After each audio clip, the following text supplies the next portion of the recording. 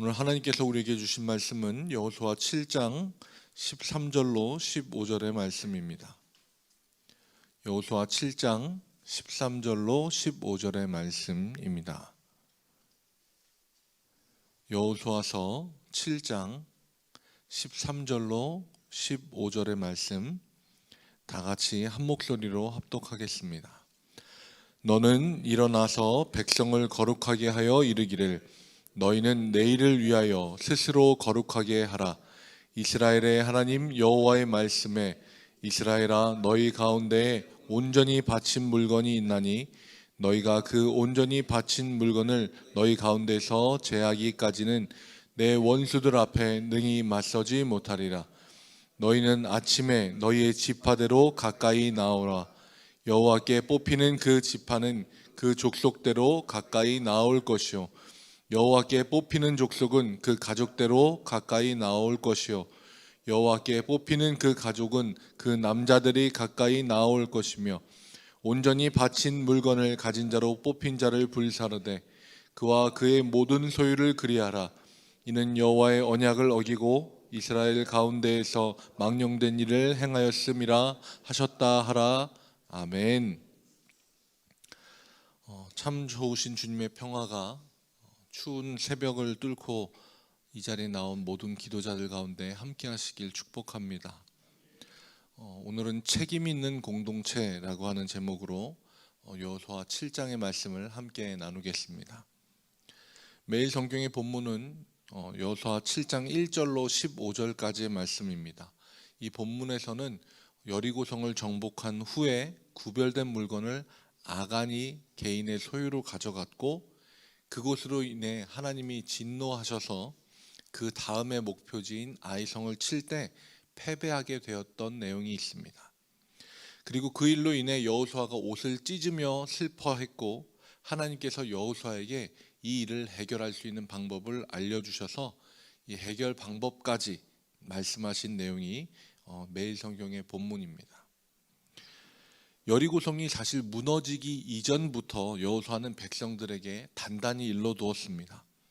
전리품을 개인이 따로 챙기는 것이 아니라 이스라엘 진영 전체로 온전하게 바쳐야 하고 절대 손대지 말고 그 중에서 은, 금과 동철기구는 하나님께 구별될 것이다 라고 백성들에게 단단히 일러두었습니다.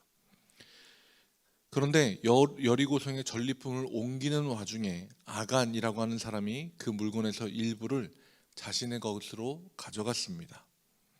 그리고 하나님은 이 일로 인해서 이스라엘 백성을 향해 진노하셨습니다. 그 다음 목표지인 아이성, 아주 작은 성으로 나아갔을 때 사실 이스라엘 사람들도 이 아이성의 규모가 작았기 때문에 23,000명 정도만 가도 충분히 우리가 압도하여 이길 수 있을 것이라고 여겼지만 그곳에서 대패하고 36명이 목숨을 잃었습니다. 그뿐만 아니라 사기가 꺾여버린 백성들의 마음이 물처럼 녹아버렸다라고 이야기합니다. 한 사람의 잘못 때문에 모든 공동체가 아픔과 괴로움을 당하는 것입니다. 지금 우리는 각자가 한 일을 각자가 책임지는 것에 익숙한 시대에 살고 있습니다.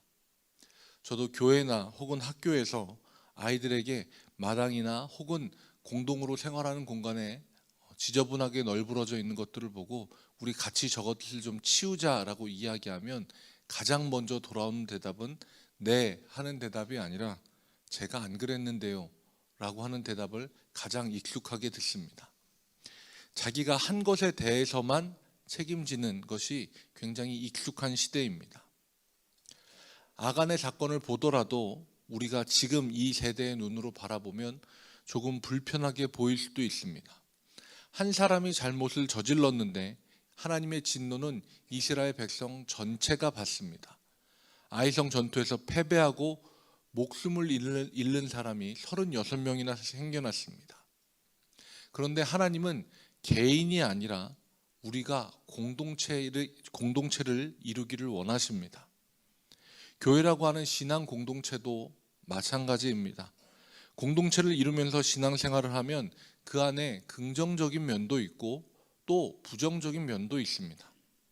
때로는 부정적인 면이 긍정적인 면보다 더 크게 느껴지고 불편하게 느껴져서 나는 개인적인 신앙생활을 하지 공동체에는 들어가지 않을 거야 라고 생각하고 그것을 실행에 옮기는 성도들도 많이 있습니다. 그런데 우리는 반드시 기억해야 합니다. 하나님은 우리를 공동체로 부르셨습니다.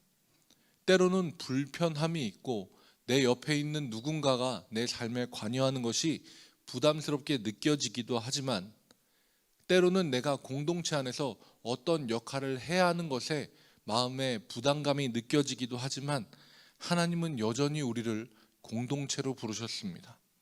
왜냐하면 그 모든 부담과 불편을 감내하는 과정을 통해서도 하나님은 우리 한 사람 한 사람을 성숙의 자리로 이끄시기 때문입니다. 공동체를 통해 하나님의 사랑을 유지하고 더 나아가도록 이끄시는 것, 그게 하나님의 뜻입니다. 코로나 시대를 지내오면서 많은 사람들이 개인이 하나님 앞에 신앙생활을 하는 것이 더 익숙하고 편하다라고 이야기합니다. 그런데 사람은 자신의 뜻과 의지로 신앙을 지켜내기는 쉽지 않습니다. 불편함을 토로하는 성도들에게 저는 비유를 들어서 그렇게 이야기하기도 합니다.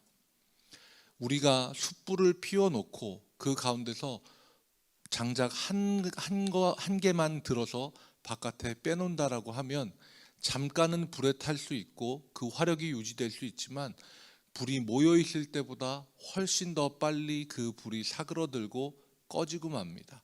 하지만 같이 모여 있을 때 분명 모여 있어서 불편함도 있겠지만 그 뜨거움과 지속성은 훨씬 더 오래 갈 수 있습니다.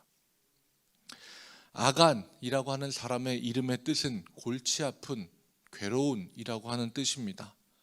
공동생활을 하다 보면, 공동체로서 우리가 한 몸을 이루다 보면 그 안에 왜 그런 사람이 없겠습니까? 골치 아프고 괴로운 일들도 있고 사람도 있겠지요. 그럼에도 하나님이 공동체에 벌을 내리시는 이유는 공동체라면 서로 돌보는 의무도 그 안에 있기 때문입니다. 나 하나쯤은, 나 하나가 이렇게 한다고 해서 이런 마음으로 공동체 생활을 하게 되면 그 결과는 골치가 아프고 괴로운 일들 뿐입니다. 그래서 우리는 서로를 반드시 돌보아야 합니다. 하나님께서 우리가 공동체를 이루는 것을 잘못된 걸 바로잡는 방법을 통해서도 알려주십니다. 14절부터 15절까지 상반절의 말씀입니다. 너희는 아침에 너희 지파대로 가까이 나오라. 여호와께 뽑히는 지파는 그 족속대로 가까이 나올 것이요 여호와께 뽑히는 족속은 그 가족대로 가까이 나올 것이요 여호와께 뽑히는 그 가족은 그 남자들이 가까이 나올 것이며 온전히 바친 물건을 가진 자로 뽑힌 자를 불사르되 그와 그의 모든 소유를 그리하라. 지파에서 족속, 족속에서 가족, 가족에서 남자, 점점 범위가 이렇게 좁혀지면서 결국 한 남자, 아간이라고 하는 한 남자와 그 가족이 뽑히게 되었습니다. 하나님은 한 번에 한 사람을 딱 집어낼 수도 있었지만 굳이 공동체 앞에서 이런 방법을 쓰십니다. 그것은 하나님이 이스라엘 모든 지파, 모든 사람들에게 책임감을 주기 위해서입니다. 결국 범죄를 저지른 한 사람, 아간이 최후에 뽑힐 것이지만 뽑는 과정에 있어서 지파를 뽑고 족속을 뽑고 가족을 뽑는 과정에서 이 범죄가 한 사람에게만 국한된 것이 아니라 그들 안에 전부 있음을 깨닫게 하기 위함입니다. 하나님은 오늘 본문 말씀, 매일 성경의 본문에서도 계속해서 공동체성을 말하고 계십니다. 1절 말씀에 여호와께서 이스라엘 자손들에게 진노하시니라. 11절에도 이스라엘이 범죄하여, 13절에도 이스라엘아 너희 가운데, 하나님은 아간 한 사람을 이야기하는 것이 아니라 이스라엘 자손, 이스라엘 전체에 대하여 그 무게가, 그 죄됨이 있다라고 이야기하는 겁니다. 우리는 하나님 앞에 단독자로 선 신앙인이기도 합니다. 하지만 단독자로서만 서 있는 사람은 아닙니다. 하나님 앞에 교회라고 하는 공동체의 이름으로도 우리는 존재해 있습니다. 하나님의 은혜가 개인에게 임하지만 또한 공동체가 그 은혜를 모두가 함께 누릴 수 있도록 하나님 앞에 책임을 지는 한 사람 한 사람이 되시길 주님의 이름으로 축복합니다. 우리 한 사람들이 주님 앞에 선 단독자이자 공동체로서 책임을 다할 때 하나님이 우리에게 주시는 축복도 은혜도 우리 공동체가 함께 누리는 아름다운 공동체가 될 줄 믿습니다. 기도하겠습니다. 참 좋으신 주님, 하나님이 우리를 공동체로 부르셨고 세상 속에 교회라고 하는 하나의 이름으로 서게 하셨습니다. 우리 한 사람 한 사람이 교회임을 기억하게 하시고 이 시간 주님 앞에 나와 기도하는 순간에도 나만을 위한 기도가 아닌 공동체를 위하여, 나라를 위하여, 교회를 위하여 함께 기도하는 우리가 되게 하여 주옵소서. 우리가 주님 앞에 내어놓는 모든 기도 제목들이 나 한 사람으로 모여지는 것이 아니라 나 한 사람이 기도하지만 모두에게 그 기도의 은혜가 전해지는 은혜의 시간이 되게 하여 주옵소서. 예수 그리스도의 이름으로 기도합니다. 아멘. 하늘에 계신 우리 아버지여, 이름이 거룩히 여김을 받으시오며 나라가 임하시오며 뜻이 하늘에서 이루어진 것 같이 땅에서도 이루어지이다. 오늘 우리에게 일용할 양식을 주시옵고 우리가 우리에게 죄 지은 자를 사하여 준 것 같이 우리 죄를 사하여 주시옵고 우리를 시험에 들게 하지 마시옵고 다만 악에서 구하시옵소서. 나라와 권세와 영광이 아버지께 영원히 있사옵나이다. 아멘. 다 같이 주님의 이름을 한번 부르짖고 함께 기도하겠습니다. 주여.